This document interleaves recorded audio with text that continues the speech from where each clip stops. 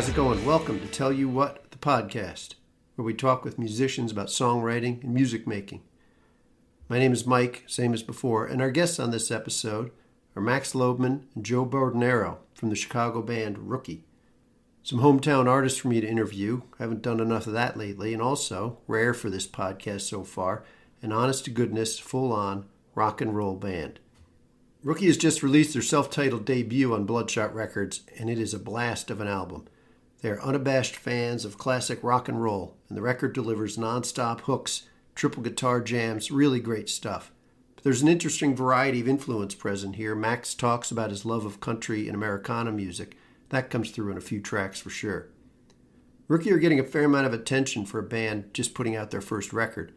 This was their moment. As they mentioned in our talk, standing ovations from Cheap Trick audiences, TV appearances, big tours and festivals lined up. People were ready for this. And then everything got sidelined by our current battle with the COVID virus.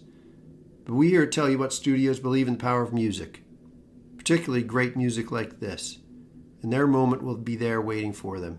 But the surreal nature of hearing Max and Joe talk about these big plans and how excited they were for them a mere few weeks ago when we recorded this really emphasizes the difficulties faced by touring artists currently.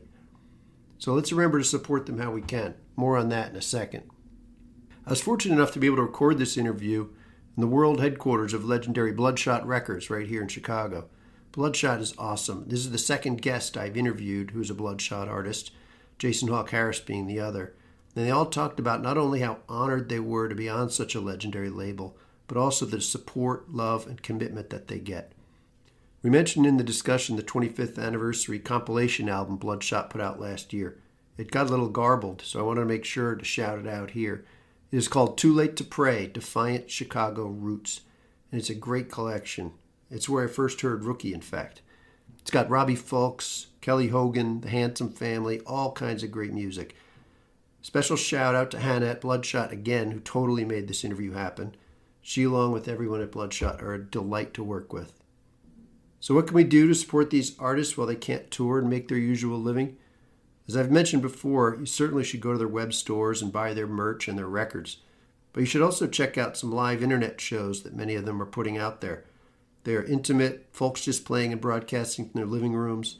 They sound great and they're really cool and fun. There's usually a link where you can send tips. Think of it as your ticket to the show. I've seen the Cordovas, Ballroom Thieves, David Wax Museum. Going to see Jason Hawk Harris this week. There's a lot going on out there, so check these out. So let's get to it. Here's our Tell You What discussion with Joe and Max from Rookie.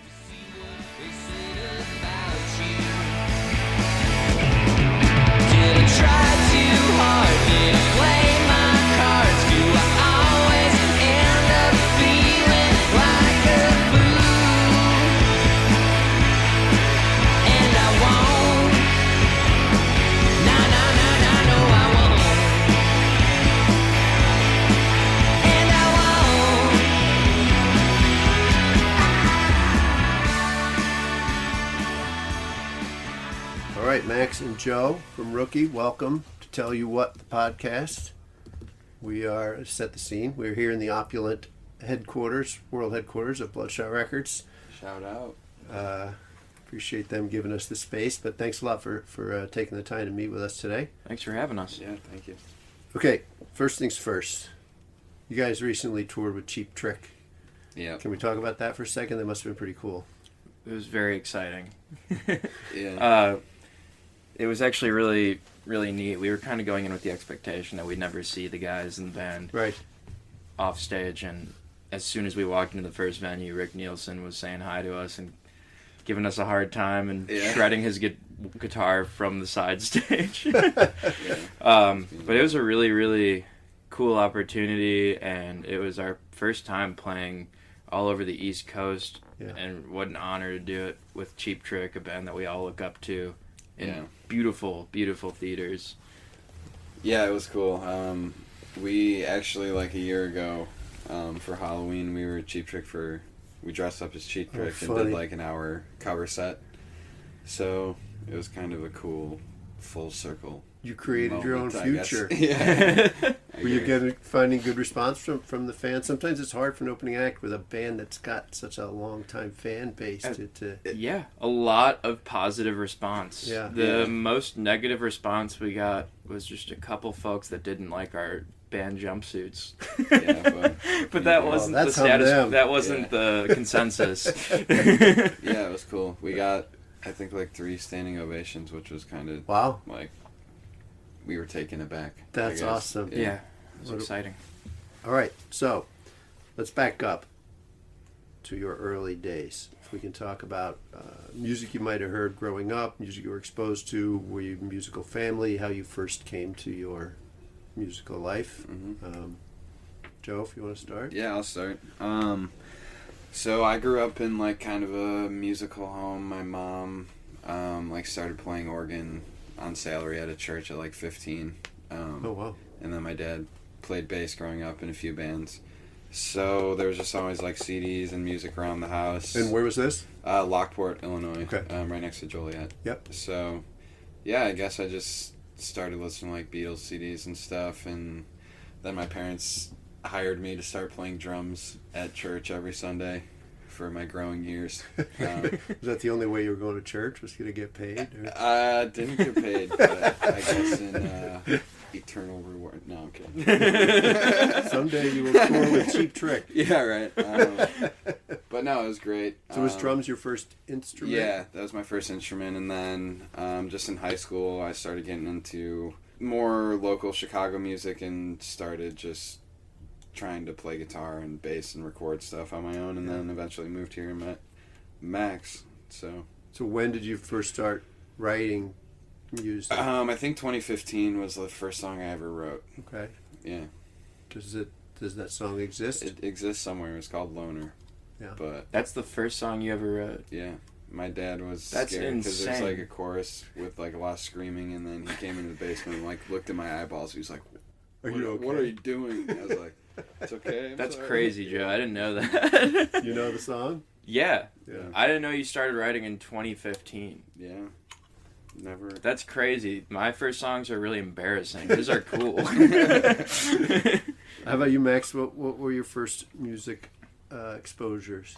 My dad would drive me to school growing up. He's an artist. Okay. And so he's got that art brain as well. Mm-hmm. But as a kid, he would drive me to school and we'd listen to cassette mixes that he would make for me. And I still have some of them. So what kind of music was on there? So it ranged. A lot of it was classic rock. Mm-hmm. And then he listens to a lot of newer stuff too. He's always discovering stuff. So, you know, we'd be listening to like Neil Young and AC/DC, but also I have pretty fond memories of listening to the Bare Naked Ladies with him. All right. And so when did you pick up an instrument? I probably when I was around 8 years old. I went to an arts camp and I joined the piano class there and thought it was really boring. Right. And then switched over to the guitar one.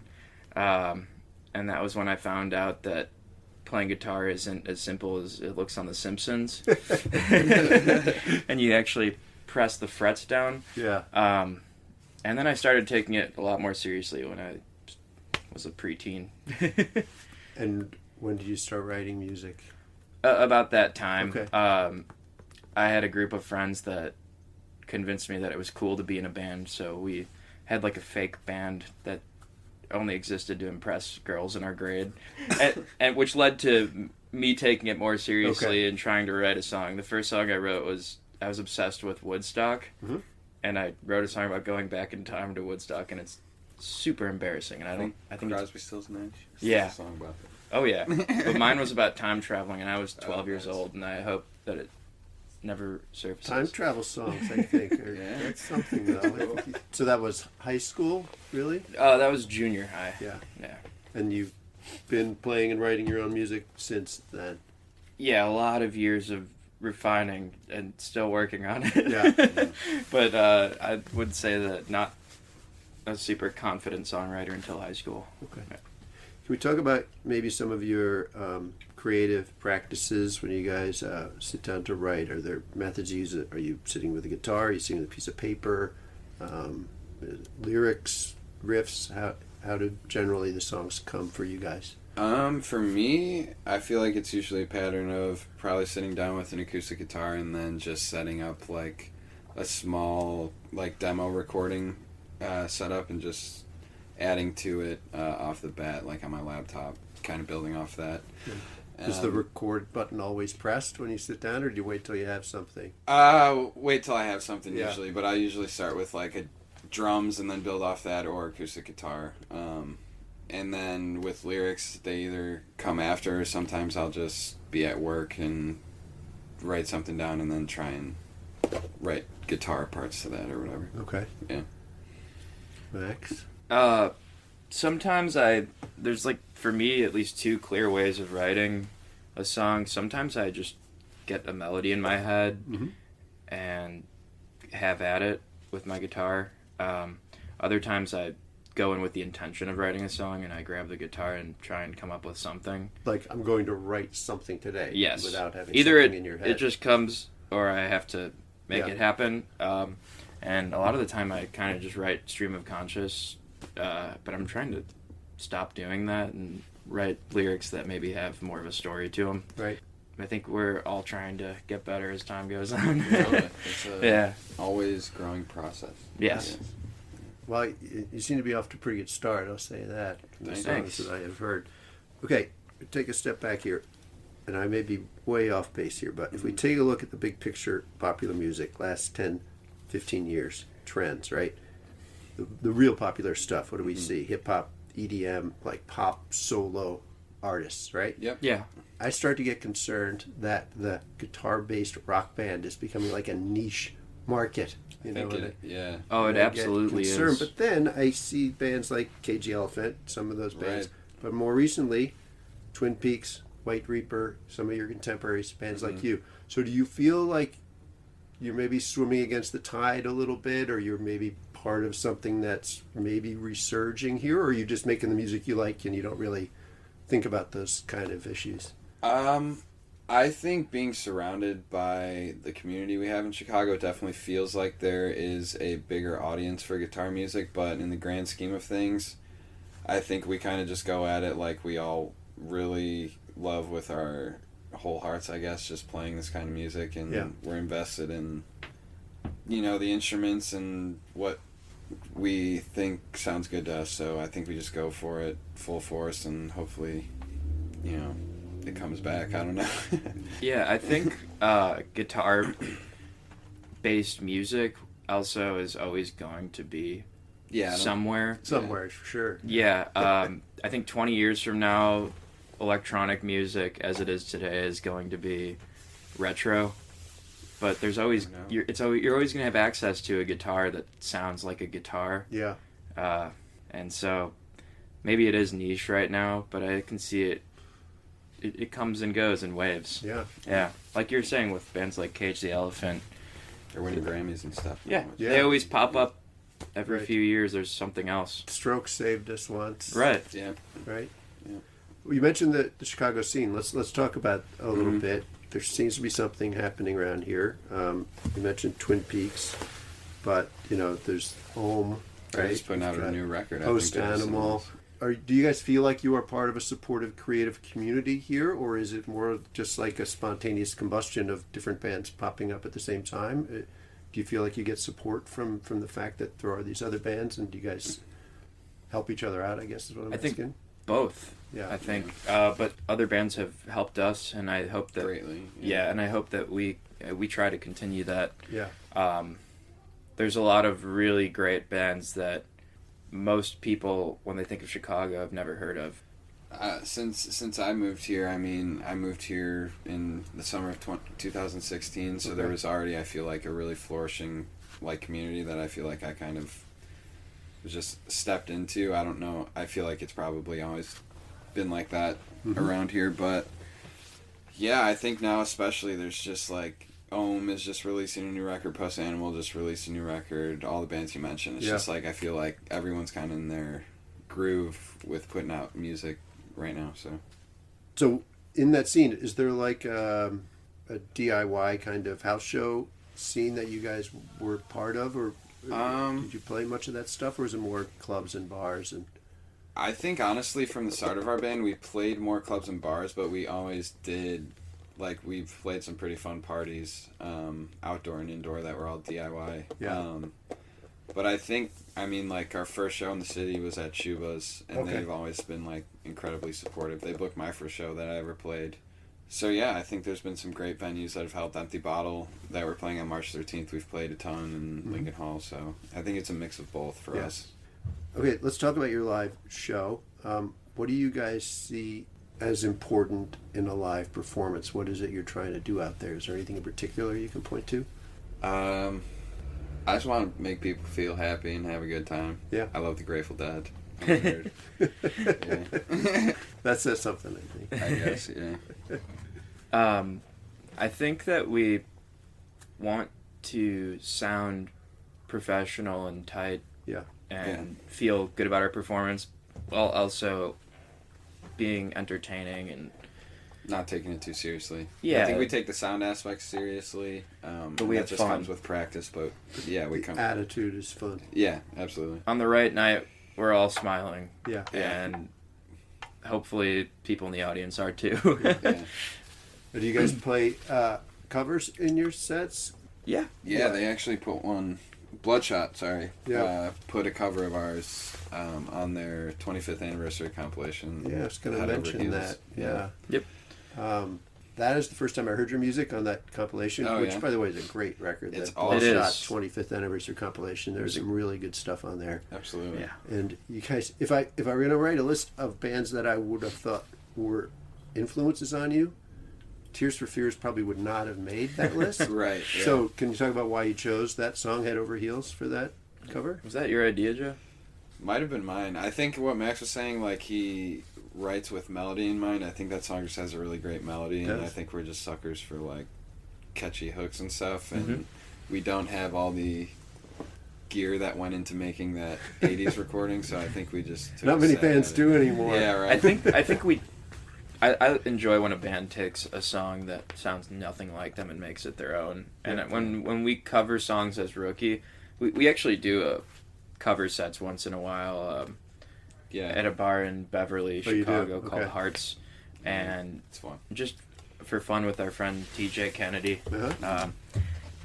So we have a lot of covers in our repertoire, and a lot of them make a lot of sense for us to play.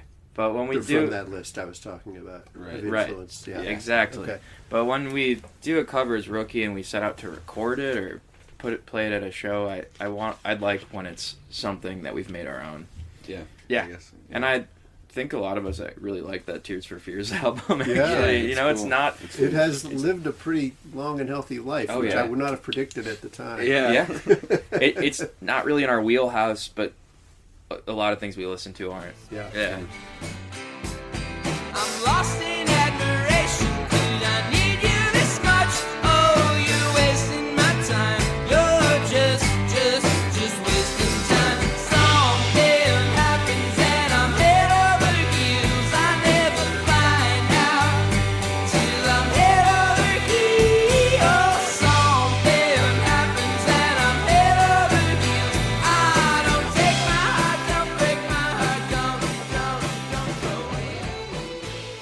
Okay, since we're in Bloodshot headquarters, I'll let you guys talk about what it's like to sign with the legendary Chicago, your hometown label. Must be pretty cool. Yeah, it's very cool. I know Chris, our guitar player, helped start Treehouse Records, which is a recording studio on Cicero and Wrightwood. But their headquarters, they rented a house that's now torn down that was like down the block here. Oh. So he used to live there and would walk by the storefront here and always like appreciate the skeletons in the window and stuff. So he always tells that story. Kevin's been wearing a Murder by Death t-shirt ever since I met him going to family parties, so it's pretty cool. Yeah. I think we're very grateful to be with them, I think. Yeah, I've worked with other labels in the past, and we just started this partnership, but it's exceeded my expectations in every aspect. It feels like a family here. Yeah. And Yeah, everyone's incredibly everyone's so hardworking and nice. Yeah, it's a great team, and they've helped us out so much so far, and am always blown away. Yeah. Well, they've done great things for the world of music. We all owe them a debt of gratitude. So Absolutely. It must be great to be associated with them. Yeah. Let's talk about the collaborative process in making the songs for this record. There's 6 of you, and I get the impression that a lot of you are involved in that creation process, not just one of you that Correct, is yeah. creating a song. So how does that work? Is one of you bringing a song in, and then the arrangements are collaborative? Or I'm sure there's not one way that this happened, but maybe you can talk about some of the different ways some of these songs come together. I think this record will end up being an exception in the future, but I think how the band kind of formed, Max had his band, Max and the Mild Ones, and then I had a solo band. We had a bunch of songs that kind of fit together. Okay. So the meat of the record, I think, kind of came from just putting those songs together, and then having Dimitri, Kevin, Chris, and Justin we've run them for about a year now at practices and stuff, and they all have taken their own take on parts and stuff. Okay. So then after we were, learning all those songs and spinning them different ways, we went into the studio a good amount of time after that, so they all kind of had their own flavor on it. So that's kind of how that record came to be. Kevin, the bass player, wrote a song that we kind of put together in the studio. That's the first time we really wrote a song while recording it at the studio, I guess. So that was kind of fun. Which one was that? That's called Side of the Road. I think it's number 4 on side A. And some of the songs on this record that I wrote them with most of the parts in mind and most of the structure in mind. Right. Joe as well. Yeah. Other songs, One Way Ticket in particular was one of the first songs we worked on. I was staying at my Nana's house for a few weeks, and she went to water aerobics one day, and I cranked my amp and came up with the riff and the verse melody and the chorus melody, but had no structure, and I brought it to the band, and we all kind of came together. And let's talk about this on One Way Ticket. I mean, this whole record is like one nasty hook after another. Thanks. Well, thank you. This one starts, it leads with that great hook, repeats later in the song. I think it's really great. So is that what came first? That kind of riff at the beginning? Yes. I was from there. Yeah, and a lot of the guys in the band, we all really like country rock and Americana music, and I was listening to a lot of Pure Prairie League and Poco and other New Riders and the Purple Sage. Yeah, Poco is great. And I think that kind of inspired that sort of lick. Okay. I really like bluegrass music and country and roots rock, so that was my attempt. But it was really nice for that to be the first song that Rookie worked on. A few of the songs that we'd play, we'd already done with Joe's band. So it's not that we hadn't done anything together, right? But that was the first song that we properly worked on as Rookie, and everyone put their own spin on it, which it gives me a nice nostalgic feeling when I hear it. I think it's great.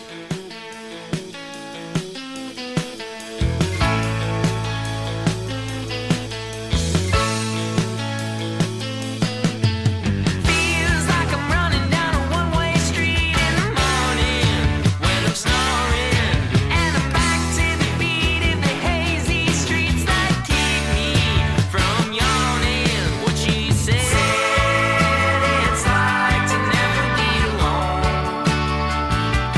What she said, it's like to never be alone. Coming home with the one-way ticket. I'm coming home with the one-way ticket, yeah.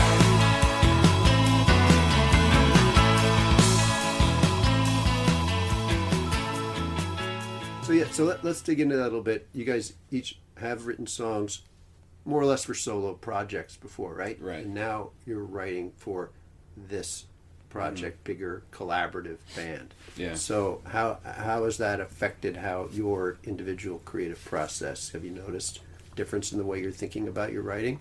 Absolutely. I think I used to dig myself into a hole, being the headmaster of all instruments and recording, and that kind of just really discouraged me, and I couldn't really get anything done. So then I think there's kind of a freedom in releasing some of the creativity to a bigger group of people to just, everyone's got to put their feeling on it. It's not up to either one of us how the whole thing should go. It's kind of it's more fun that way, I think.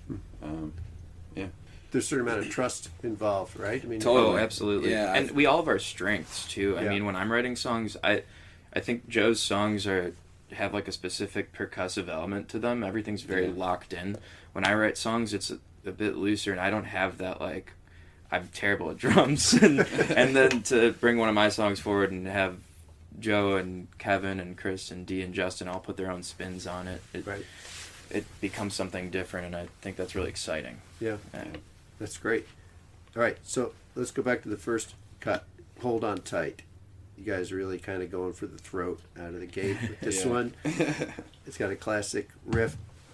I don't know much about production, but is there like a button on the soundboard that says like shimmery 70s guitar thing? You know, that sound I'm talking about on there? There is a flanger on the album, and it's actually, is it just on the drums? So there's two parts of the songs where it drops out to just drums and vocals, so we put a flanger, which is, I think, considered a very cheesy move at this point in production, maybe. I don't know. But I think it works. I love it. I love I think it sounds stuff cool. like that. No, me too, but like... It's like Black Betty. It's cool. Yeah.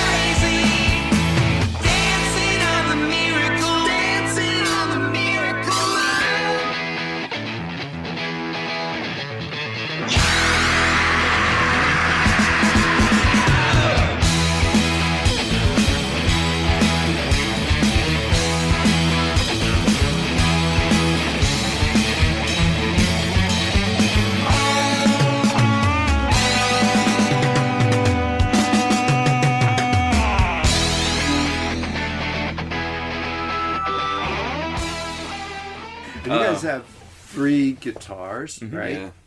Talk about how that works. In this song, I can definitely hear at least 3 guitars, so talk about how you make that work. Well, Right, left, center. Yeah. yeah, a lot of panning. Panning, But yeah. in writing the parts, I mean, we're all, the more we play, the more we're getting in sync with each other. Okay. And for guitars, at least, when we go and play these cover sets I was talking about, a lot of it's pretty impromptu, and we all are always looking at each other and, oh, you're going to take a solo here, you're going to play a lick here, okay, I'll back off. Yeah. It's Yeah, a lot I of... think it's all about creating the space for each Yeah. other to have their moments. Like before the Cheap Trick tour, we really practiced almost every day, and just like, you don't play here, you turn up here, you know, so. We got to get that Jerry and Bob vibe going. Yeah, right. Telecommunications. Exactly. Yeah, there's entire songs where like I was chugging the whole time, and now I'm just letting the chords ring out and letting the other guys, you know, kind of take hold, and it makes things a lot clearer and more concise. And It must be pretty cool. I mean, you're talking about it, evolutionary process, right? You guys Totally, are yeah. learning to work with each other, and it's getting better and changing. Yeah, Absolutely. Yeah. Okay. We mentioned this briefly beforehand, and I told you not to talk about it because I want to get into this a little bit. You're touring with Brendan Benson, right? It's just announced. You're going to be opening for him, but you're also going to be playing as his band? Yes. Is that right? Yeah, 4 of us. Four of will be us are, doing yeah. that. That's And pretty cool. It is. It's very... I'm excited. I'm super excited. This guy can write a song. Hell yeah. Oh my gosh, Yeah. some of his stuff, it's like that magic of power pop rock Absolutely. songwriting. Yeah. Absolutely. And he's got an amazing voice, I think. Yeah. He does. So you must be looking forward to that. Oh yeah, we're actually, last night we all went over the songs that we're playing of his for the first time, and it went pretty well, I think. Yeah, it was really we were exciting. Pleasantly surprised, it's yeah. A lot of, I think Rookie has a power pop vein in us, and I can hear that. Yeah. but this was all very different, and I think it worked out well. But yeah, so we'll be practicing with him coming up, and Yeah, we'll be on the road with him in April and May. Yeah. we'll be playing a South by showcase with him as well. Oh wow. The Third Man Records showcase. Yeah. But I hope to get to that one for sure. yeah, it'll be fun. Yeah. Aside from that, we'll be hitting a lot of cities we've never been to and Yeah. playing a lot of venues we've never been to. And I I think got to we're tell all you, really Cheap excited. Trick, Brendan Benson, Bloodshot. You're playing Shaky Knees Festival coming up, right? Yes. This is a lot of things. Great things are happening. Do you sometimes have to be like, is it kind of a blur? Are you able to enjoy it? I mean, definitely able to enjoy it, and always keeping in mind, like, I think how just, like, excited we are and grateful for the team that we have and, like, all the hard work everyone's putting in. But definitely some of it's, like, for me at least, kind of a blur, just, like, thinking about just how this all came together, I guess. yeah. Yeah, we played on a news network in Champaign yesterday afternoon, and Aaron, who interviewed us, asked me about upcoming festivals, and I said, "Oh yeah, we're playing Shaky Knees." Yeah. And I completely forgot about everything before that. So it's like, but I was just telling Joe last night that, like, since we got back from Cheap Trick, every night I have, like, a dream that we're still there. it's like I can't get out of the headspace. I just want to be on the road. Yeah, that's great.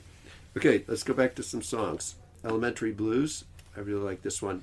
It kind of goes through several phases during the song. Starts with just simple acoustic sound, and then we have this is a technical term, kind of underwater sounding vocals. Yeah, they run through Leslie, which Justin usually runs his organ through. Wow, that's cool. And then we get into the guitar leads, piano, organ, pedal steel.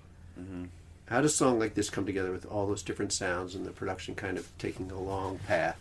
Well, this song has, like, gone through several recordings, and this one's my favorite so far. But I demoed it a few years ago when I wrote it, and the structure was not entirely different, but I'd say fairly different. And I think the end kind of came together. Yeah, I think. But you heard, when you wrote it, you heard kind of like this journey that musically it was going to take? Yeah, for the most part, the structure is the same. It goes through the different movements, but the ending was completely different, and I think we rookied it.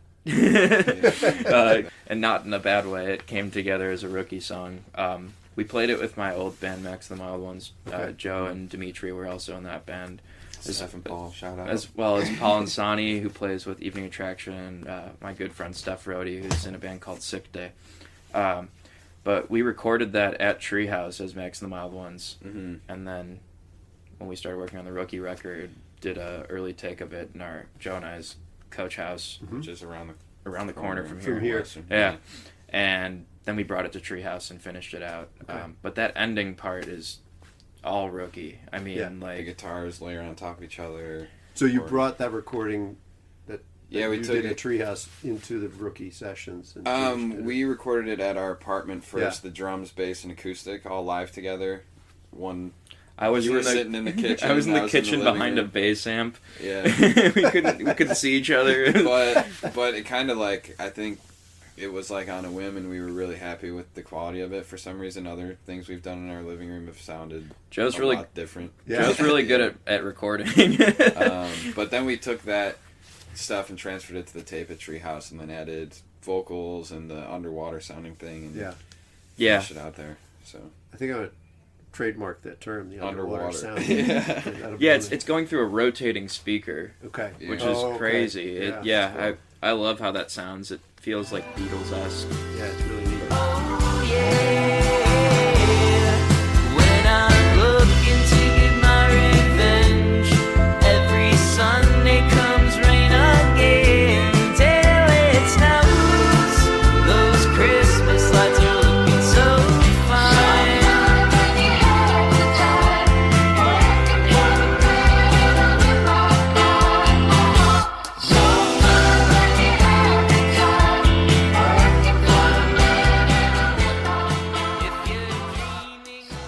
Let's talk about the song Sunglasses. You talked earlier about country, country Americana sound. I kind of hear that country cosmic sound here, like kind of a Graham Parsons thing happening. Absolutely. Oh, yeah. That great pedal steel in there. Who's playing the pedal steel? Brendan Linnane. Yeah, he's from the South Side. Okay. Yeah, he's fantastic. Never worked with him. We said, can you come into the studio and record pedal steel? And he sat down and did that in, like, very quickly. A few takes. Yeah. And on this one, you sing mostly solo vocals, right? In contrast to a lot of the other songs where there's kind of group. Yeah, I do some backups, but they're pretty sparse. Sunglasses. Where did this song come from? I actually wrote that song while I was running. Okay. Like working out, not running from anyone. And it kind of popped in my head, and I was like, oh man, I need to get home right now. And I like sat down with a Casio and put the drum machine on and just whistled the riff and sang it. Yeah. Somewhere in my email there's a really terrible voice memo of it, and brought it to Rookie, and it became what it is now. They've all evolved over time. Yeah.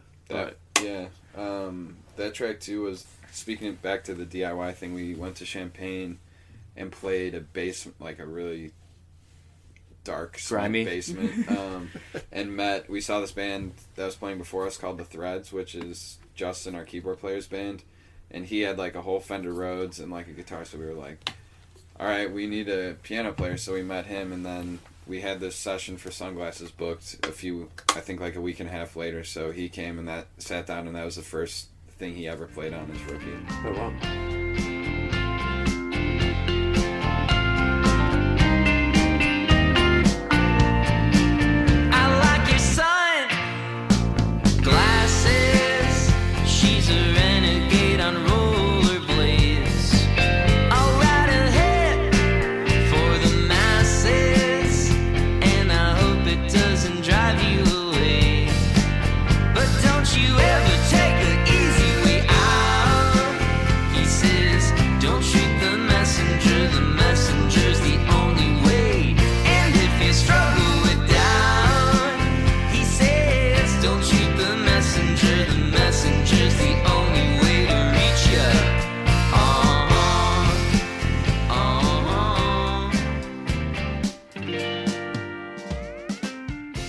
Can't Have You, But I Want You. Mm-hmm. Joe sings lead on this one. Did you write this song?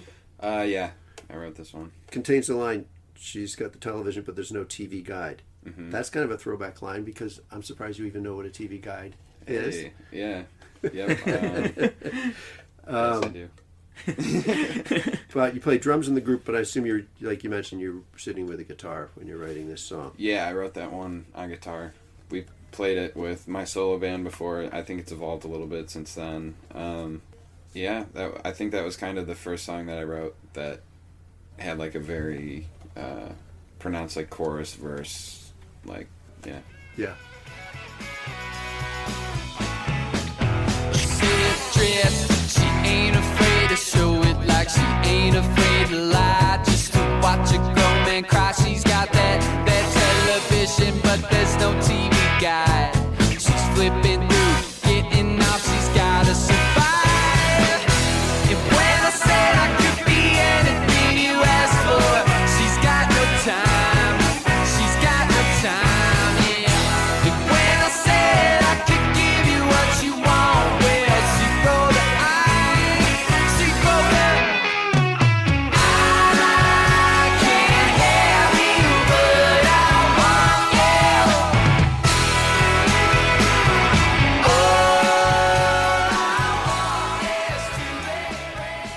Well, let me say this. You probably tell by looking at me, I'm a really good dancer. Yeah. I have some serious moves. A lot of your songs seem to have a really danceable groove to them. Is that something that you're after, is to get people moving, or is that just the way the songs come out? I don't know if it's intentional, but Yeah. I gotta say, I love going to a show where I feel compelled to dance, because I'm not much of a dancer, and Yeah. I've seen a few bands recently where I can't stop moving, Yeah. and I've left the show feeling super enthusiastic and energized. Yeah. So I hope people hear our songs and want to dance. Yeah, I think a lot of the songs have bouncy bass lines, and Yeah. Kevin's bopping around up there, so Yeah. hopefully people dance with him. But you may see me showing off some of my moves at your next show, I so hope keep so. an eye out. I'd like to ask about Introduction to, Yeah. Hey. right? A Yeah. 90-second kind of intense instrumental jam. Did this start out as the beginning of something else, or? It did, actually, right? Yeah, we were gonna turn it into a song. Yeah, we wanted it to sound like Chicago. Okay. Their first album opens up with Introduction. Yeah. This is Introduction to.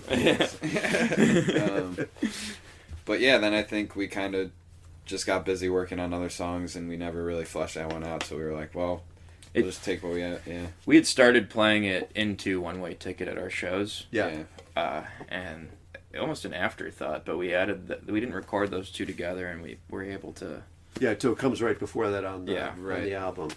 Yeah, I think it was a great idea to include it.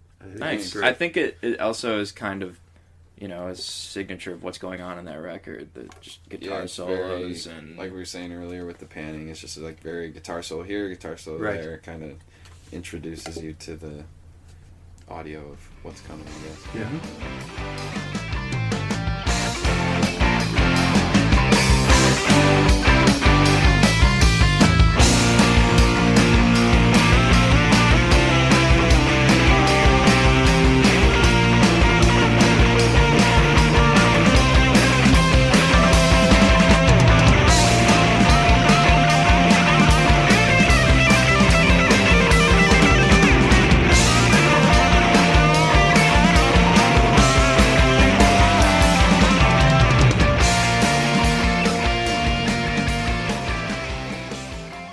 I saw you guys play a song on the morning news show the other day in Chicago, right? Yeah.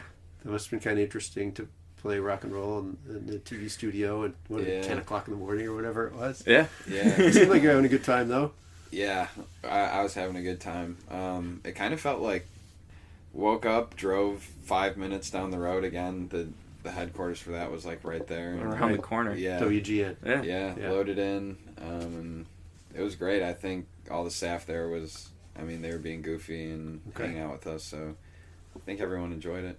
Yeah, we were checking guitars, and there's 3 guitar players all playing Vox AC30s, and we each checked ours, and then the sound engineer said, "All right, the 3 wankers all at once." we all played, and went, "Oh, it actually sounds all right." That's good. But it was actually really cool. It was really fun. Yeah. Very professional, and wow, we were live on TV. Yeah. That was Yeah, pretty it was really freaky. Chicago was pretty cool, right? Yeah. That was And your first live because It airs actually nationally, live. too. Yeah. Oh, right, it's the Superstation. That's why there's or so many whatever. Cubs fans. That's right. Yeah. Go Sox. That's great. Right. Well, I saw the video. You guys did a nice job. Thank you. Thank you. I have one more important question. Mm-hmm. How can I get my hands on one of those jumpsuits? Ooh. We've Time will tell. Yeah, All right. time will tell. We All just auctioned some off at our last show at Talia Hall. So there are some out in the world Yeah, outside somewhere. of the band. Yeah. Yeah, we got them at Ragstock. Oh, okay. And then we put some customizations on them. Yeah. Yeah, Joe's Aunt Jenna ironed on our logo Nice. for each of them. Yeah. But we have some new jumpsuits coming that are a bit You're gonna upgrade. slicker. Yeah, we're Oh, upgrading from stock manufacturing companies. Yeah, they make a lot of uniforms around Chicago, and we've met with Jim Snedeker, who runs stock, and he's a fan of the band, I think. Yeah. And so he offered to help us out with this one. That's great. Yeah. Well, it's a very exciting time for you all. When this episode is aired, your album will have come out in the recent past, but you're looking at finally getting it out into the world in a week or so. Yeah. Must feel pretty good to finally let these songs get out there and be in the world and play Absolutely. them while they're in the world, right? Absolutely. I hope people listen to it, and I hope people enjoy it. I've been kind of blown away by how many people are already Like eager singing to. lyrics and Yeah. stuff. Yeah. People Just want it. excited. Yeah. Yeah. It seems it's not anything crazy, but I mean, People are paying attention. just it's nice appreciative, it's yeah. nice to feel that Yeah, cool. warmth. Yeah. Well, that's great. I'm looking forward to seeing you guys play. I'm going to try and go to your record release show, which should be quite an event. Yeah. And Yeah. then, I will see you in Austin. But I recommend heartily to our listeners to get out there. You guys are going to be out doing some pretty big tours, so everyone should get a chance to see you. So everyone should. Thank you. you. I hope so. All right. Thanks, guys, for taking the time. This is a great chat. Thanks for having us.